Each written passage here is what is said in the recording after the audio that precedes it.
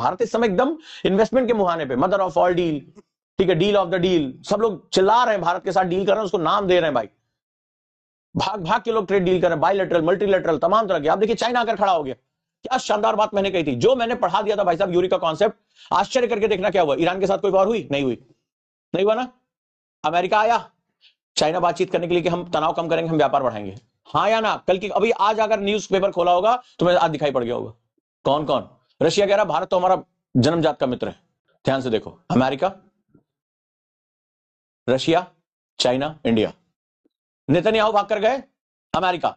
मैंने क्या कहा था, इसमें कुछ कैटलिस्ट स्टेट होंगे जो डोमेन को करेंगे।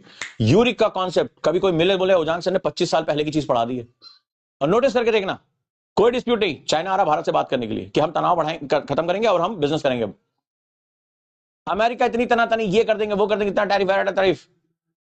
कल शहबाज शरीफ ने क्या बोला पाकिस्तान के कि हमें अमेरिका ने टॉयलेट पेपर की तरह इस्तेमाल किया, जो उसका विदेश मंत्री है ख्वाजा करके जो है, कि हमें टॉयलेट पेपर की तरह, ये उसका स्टेटमेंट है, ऑफिशियल स्टेटमेंट है, और हमें फेंक दिया टॉयलेट पेपर की तरह। तो समझ रहे उसने क्या बात कही है?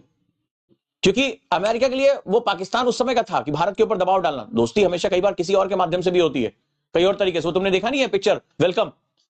तो वेलकम में क्या होता है, तो जब वो क्या नाम है, उदय शेट्टी और उसका जो भाई होता है मजनू, तो जब वो नहीं मानता कि अच्छा लड़का उसको अपनी बहन के लिए चाहिए होता है, तो क्या करता है, वो मजनू को भेजता है गुंडे के रूप में कि जाओ जरा उसको परेशान करो। तो अपन मजनू, ठीक है, क्या घुंघरू सेठ, तो घुंघरू सेठ 2 पेटी 2 खोखा जो अपना डिमांड करता है, नहीं तो अब ये भाग के जाता है, अरे भाई, तो उसको पंडित राय देता, अगर इस देश में इस मजनू का भी कोई माई बाप है तो उदय शेट्टी है।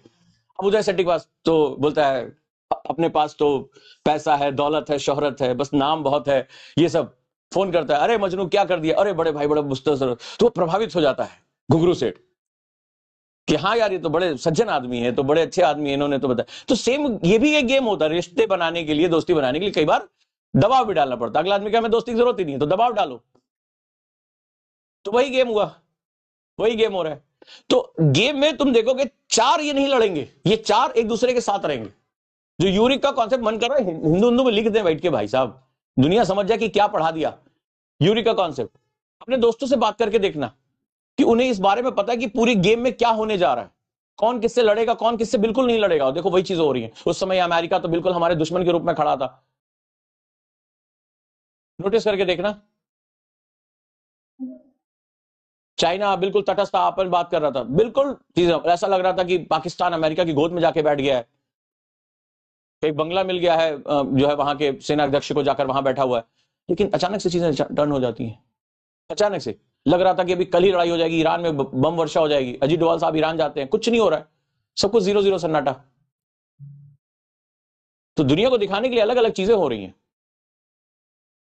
तो ये एक समझने वाली बात है कि वर्ल्ड पॉलिटिक्स चलती कैसे है। अच्छा ये भी देखो, जैसे यहां पे एक और बात करता हूं, जैसे अमेरिका ने वो घुंगरू सेठ मजनू और उदित वाला काम किया, जो क्या नाम है, उदय शेट्टी वाला काम, कि भाई वो अच्छा लड़का है, अपनी बहन के लिए उसको शादी। अब ये देखो भारत ने भी वही किया। वर्ल्ड पॉलिटिक्स में आपको करना पड़ेगा, अगर आप चुपचाप बैठो। भारत ने क्या क्या किया जरा नोटिस करके देखो। इधर ईरान थोड़ी सा वो क्या हुआ, सैनिक वैनिक पकड़ लिए, भारत ने टैंकर दबा दिए। तो अब भारत जवाब देना है, वो शर्म नहीं लग रही है, कोई वो नहीं। नोटिस, चाइना क्यों आया, चाइना क्यों आया? चाइना कह रहा था मैं तो सुपर पावर हूं, मैं अलग हूं, मेरा मीडिया कंट्रोल है, कुछ भी होगा कोई दिक्कत नहीं। बलूचिस्तान में हमने पिछले कुछ दिनों में दे उंगली दिया काम भर का। बलूचिस्तान मतलब $46 बिलियन कहां फंसा, किसका?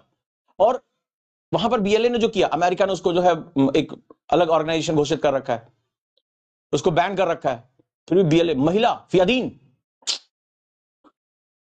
पाकिस्तान आर्मी भाग रही, पतलूने छोड़ छोड़ के भाग रही है। इनके बस की हिम्मत नहीं कि वहां जाकर जो है टक्कर ले ले।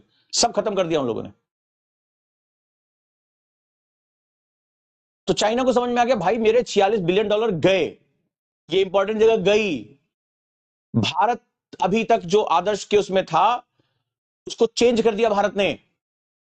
हम कह रहे थे आओ बातचीत करो यार, आओ बातचीत करो, बराबरी में बात करो, बिजनेस करते हैं हम लोग यार, क्या ये डिस्प्यूट लगा रखा है। वो सुन नहीं रहा था, वो कह रहा था मैं तो सुपर पावर हूं, मैं तो दुनिया में ये देख रहा हूं वो देख रहा हूं। पहले हमने उसके पिट्ठू को रगड़ा, बोला देखो तुम्हारे हथियार ज्यादा काम वाले हैं नहीं। फिर देखा तुम्हारी नस कहां है, तुम्हारी जो है सीपीईसी में है ना, चाइना पाकिस्तान इकोनॉमिक कॉरिडोर में।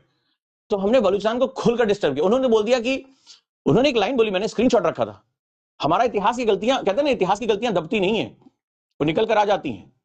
बलूचिस्तान का जो सबसे टॉप लीडर है, सुप्रीम लीडर है, उसने बोला कि 1946 में ही हम 47 आजादी के बाद या तो भारत में मिलना चाहते थे या हम अलग होना चाहते। उसमें कौन थे? नेहरू जी थे। और ये आए थे भारत के पास कि हम भारत का स्टेटमेंट, बहुत दूर हम नहीं जा पाएंगे, उधर उनको अलग करो, पाकिस्तान में मिला दिया। कई बार समझ में नहीं आता वो भारत के प्रधानमंत्री थे या,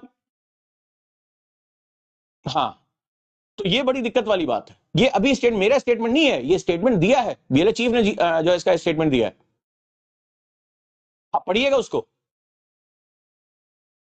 और बोला कि अगर भारत थोड़ी सी मदद देते, 2-4 जेट देते, आज हम पाकिस्तान निपटा देंगे। ये जो ईरान वाला खेल खेला गया था, वो इसीलिए खेला गया था ना कि हम अफगानिस्तान बलूचिस्तान तक पहुंच ना पाए। भारत ने बहुत सही समय पे इसको जो है बहुत ब्रिलियंटली हैंडल किया। आज से 10-15 साल बाद पता चलेगा ईरान वाले मुद्दे पे अगर लग रहा था सोशल मीडिया की रिजीम चेंज होना चाहिए, महिलाओं का, भारत ने बचा लिया अपने आप को, नहीं तो वो ग्रेटर पाकिस्तान बन जाता। ईरान पूरा प्लान था ग्रेटर पाकिस्तान बनाने का, शायद आपको नहीं पता होगा। इसराइल केवल ग्रेटर गाजा नहीं बना रहा है, ईरान वाला जो पूरा केस था वो ग्रेटर पाकिस्तान बनाने का केस था। और भारत को पूरी तरीके से जो उसका मिडिल ईस्ट कॉरिडोर है, जो अफगानिस्तान तक उसकी पहुंच है, उसको पूरी तरह से कट ऑफ करके भारत को एक छोटे क्षेत्र में दबा देने का था। इधर चाइना बैठा हुआ, इधर जो है वो अमेरिका अपने पिट्ठुओं के साथ। भारत ने क्या शार्प गेम खेला है, पहले कुछ नहीं बोला, फिर धीरे धीरे सेटल किया, फिर अमेरिका को उलझाया, बोला डोनाल्ड ट्रंप क्या इगोइस्टिक आदमी है वो, तो उसकी ईगो को सेटिस्फाइड करो, उलझाओ, समय खरीदो वर्ल्ड पॉलिटिक्स में। नहीं तो पूरा 100% प्लान था कि ये ईरान में रिजीम चेंज वो पूरी तरीके से ग्रेटर पाकिस्तान बन जाता, भारत के लिए पूरा मामला कट ऑफ हो जाता, पूरा मामला कट ऑफ हो जाता, खत्म होता मामला। और आज देखो हमने उंगली दबाई बलूचिस्तान में, धड़ाधड़ क्या हो रहा है, कहां से लड़ोगे तुम, कहां से लड़ोगे?